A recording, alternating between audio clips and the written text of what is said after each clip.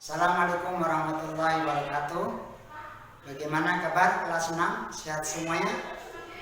Oke, mari kita belajar tematik 1, tema 1. Selamatkan makhluk hidup.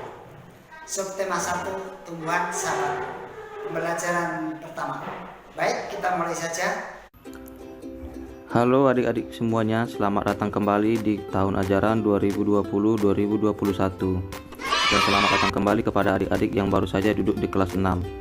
Nah, pada kesempatan ini kita akan membahas mengenai tema 1, selamatkan makhluk hidup. Kita masuk kepada subtema 1, pembelajaran 1. Baik, kita mulai saja. Padi, umbi-umbian, sayuran, dan buah-buahan yang kamu makan membuat tubuhmu sehat. Selain itu, kamu akan memiliki cukup energi untuk melakukan aktivitas. Akan tetapi, makanan yang kamu makan saja tidak cukup. Kamu perlu berolahraga untuk membuat badanmu sehat dan kuat. Tumbuhan selain berkembang biak dengan cara generatif, juga berkembang biak dengan cara vegetatif. Bagaimana perkembangbiakan vegetatif pada tumbuhan? Ayo kita cari tahu. Nah, di sini adalah bagian-bagian bunga, di mana bagian-bagian bunga ini sudah pernah kita bahas sebelumnya di kelas 4. Yang perlu adik-adik ingat lagi yaitu bagian-bagian bunga, yang terutama yang ini, yang benang sari dan kepala putih. Karena pada materi ini kita akan membahas mengenai perkembangbiakan generatif, di mana perkembangbiakan generatif ini harus memerlukan benang sari dan kepala putih. Jadi yang perlu diingat, benang sari itu adalah alat kelamin jantan pada tumbuhannya. Nih, benang sari ini adalah alat kelamin jantan pada tumbuhan. Itu yang perlu adik ingat lagi. Dan kepala putih ini adalah alat kelamin betina pada tumbuhan. Nah, jadi proses penyerbukan secara generatif atau perkembangbiakan secara generatif harus memiliki ini. Tumbuhan itu harus memiliki bagian-bagian bunga. Yang paling utama itu benang sari dan kepala putih. Nah, jika benang sari jatuh di atas kepala putih,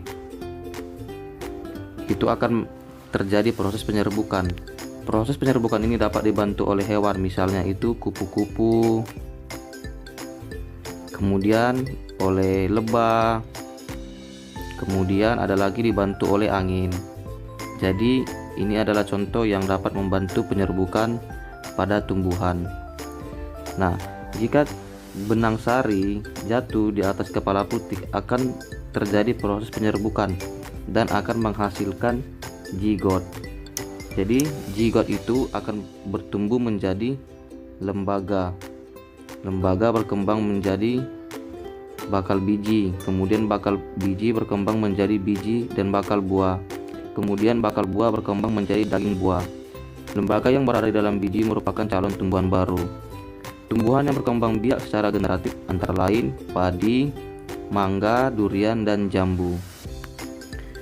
Jadi sampai sini adik-adik harus ingat kalau perkembangbiakan secara generatif itu harus melalui proses penyerbukan, dimana tadi proses penyerbukan itu adalah jatuhnya benang sari di atas kepala putih.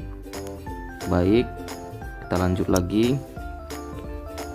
Nah, ini adalah tumbuhan jagung. Bagaimana jagung berkembang biak? Jagung merupakan salah satu tanaman yang dijadikan bahan makanan pokok di berbagai negara, salah satunya di Indonesia. Di Indonesia, penduduk Pulau Madura menjadikan jagung sebagai makanan pokoknya.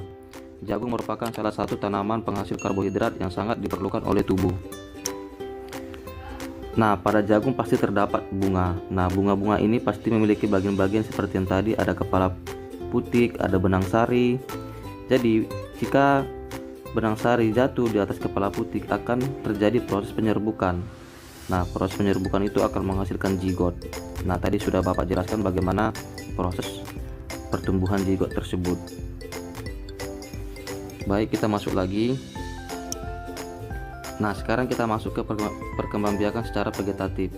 Perkembangbiakan secara vegetatif adalah cara berkembang biak suatu makhluk hidup yang terjadi tanpa melalui perkawinan. Makhluk hidup baru tumbuh berasal dari induknya. Nah, di sini adalah tanpa perkawinan. Berarti itu adalah vegetatif. Tadi kita membahas generatif yang harus melalui proses penyerbukan atau perkawinan. Nah, ini adalah tumbuhan nanas. Nanas berkembang biak dengan cara vegetatif. Pembibitan tunas dapat dilakukan untuk mengembangbiakkannya. Jadi kalau adik-adik ingin menanam nanas, adik-adik hanya perlu tanam ini saja, pangkal ini saja, maka akan tumbuh nanasnya tanpa melalui proses penyerbukan. Nah, sekarang kita masuk ke pisang, pohon pisang ya. Pohon pisang berkembang biak dengan cara membentuk anak pisangan pohon yang disebut tunas. Jadi kalau adik-adik menanam pisang, nanti suatu saat akan tumbuh pisang baru atau tumbuhan baru. Nah, ini adalah tunas ya. Jadi tumbuhan tunas ini tumbuh tanpa melalui proses penyerbukan. Nah, ini ada wortel. Bagaimana cara proses pertumbuhan wortel atau perkembangbiakan wortel? Nah, wortel berkembang biak dengan umbi akar. Umbi akar adalah akar yang tumbuh membesar karena berisi cadangan makanan. Jika umbi akar ditanam bersama dengan pangkal batangnya, maka pada pangkal batang itu akan tumbuh tunas. Tunas tersebut merupakan tumbuhan baru. Contoh tumbuhan umbi akar antara lain dahlia, wortel, lobak, dan singkong.